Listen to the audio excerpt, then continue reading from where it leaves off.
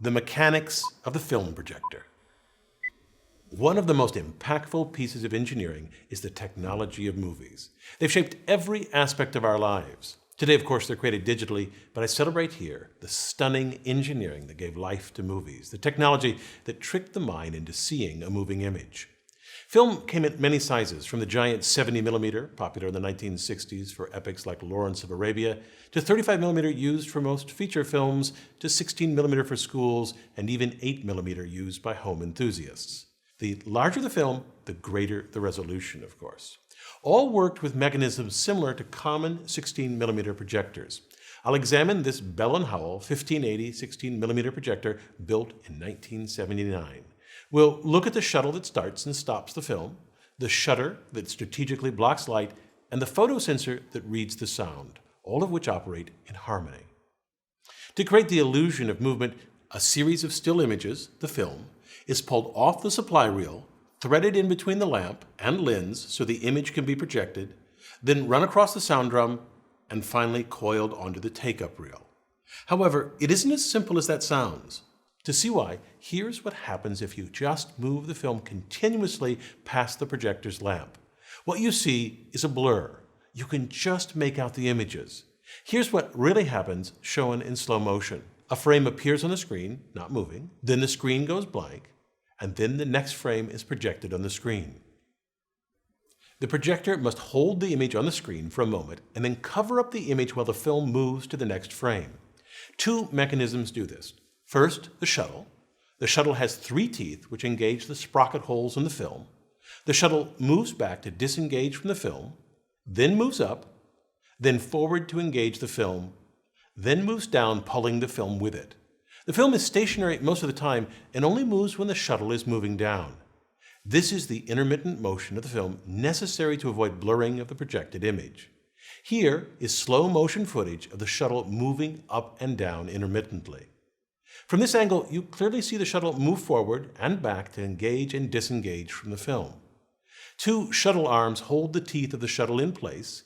In between the arms is an eccentric cam. This cam rotates with an axle and moves the shuttle arms up and down. The outline of the cam has a constant width so that the distance between the arms doesn't change. The cam shape holds the shuttle steady at the top and bottom of its travel. To see how the shuttle moves forward and backward, let's look down from above. The shuttle arms act like a third-class lever. They pivot on one end, and at the other end, a spring force pushes them forward and an effort forces them backwards. This backwards effort is created by a disc tilted a few degrees off of the axle. When the axle turns, the disc wobbles.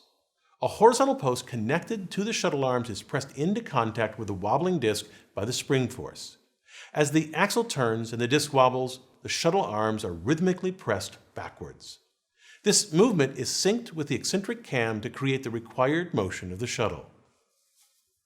The shuttle transports the film so that it's stationary most of the time and quickly advances to the next frame. Though it is rapid, the film movement will still cause blur in the projected image. The blur is eliminated by a shutter. The shutter is a disc with a blade that protrudes from half the circumference. The other half is open. The shutter rotates once every frame and is synced so that the shutter blade blocks light from the lamp while the shuttle is advancing the film. This prevents the projection of film motion on the screen. The film passes by the lamp at 24 frames per second. At that rate, the human mind blends the still frames into fluid motion. A projector with a single bladed shutter blocks light from the lamp once every frame. So half the time, every 24th of a second, the screen is dark. This switching between a bright projected image and darkness is called flicker. If the flicker occurs at about 60 to 70 times per second, the bright flashes fuse together and appear, to the human eye, continuously bright with no periods of darkness. This rate is called the flicker fusion threshold. Since 24 flickers per second is below the threshold, the flicker is visible. This flicker is the origin of the term flick as slang for movies. But modern film projectors don't have this problem. How did they fix it? Originally, shutters had a single blade that covered the advancement of the film with an open section that showed the picture. Modern shutters have 3 blades. The first blade covers the film motion. The second 2 blades block the light even when the film is stationary. They only serve to increase the flicker rate. The 3 openings allow the image to be projected half the time. Here I've labeled the 3 blades with 1, 2, and 3 dots. Notice that the shuttle moves downward only when blade number 1 blocks the light. The 3-bladed shutter is a simple and inexpensive solution that works well.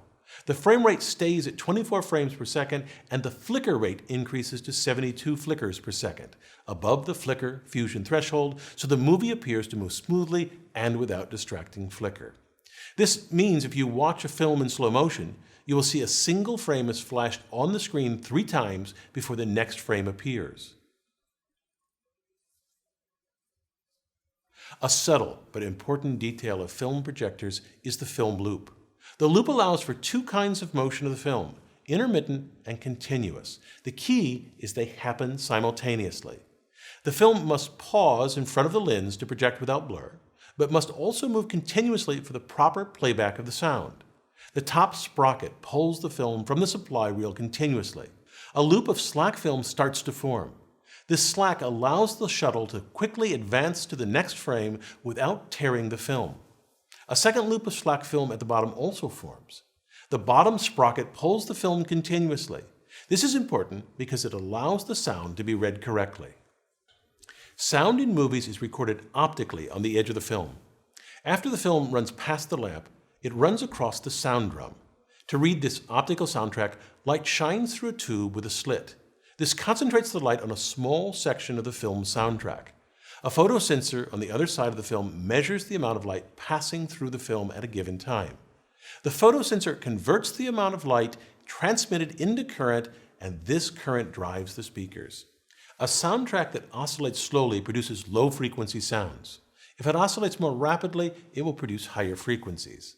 The volume is determined by the amplitude or width of the soundtrack. Louder sections are wide, and quieter sections are thinner.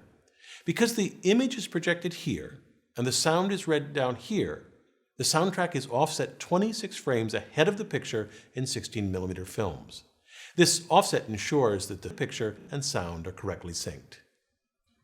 To me, the most beautiful aspect of the film projector is how all the mechanisms are synced. The mechanisms are driven by a single rotating axle. The axle rotates the shutter and simultaneously turns the cam and advances the film. Behind the shuttle is a worm screw that drives 2 gears that are coaxial with the top and bottom sprockets. So this means that with every rotation of the axle, the shutter blocks and flashes light 3 times. The shuttle pulls down a single frame, and the worm screw rotates the gears and sprockets 1/14 of a revolution. Since there are 14 teeth on a sprocket, the top sprocket moves 1 frame worth of film from the supply reel, and the bottom sprocket pulls 1 frame through the projector. This setup keeps all the important mechanisms in sync. One thing to keep in mind is that film projectors were designed and built in parallel with film cameras. In fact, in many respects, the technology in both cameras and projectors are nearly identical. I'm Bill Hammack, the Engineer Guy.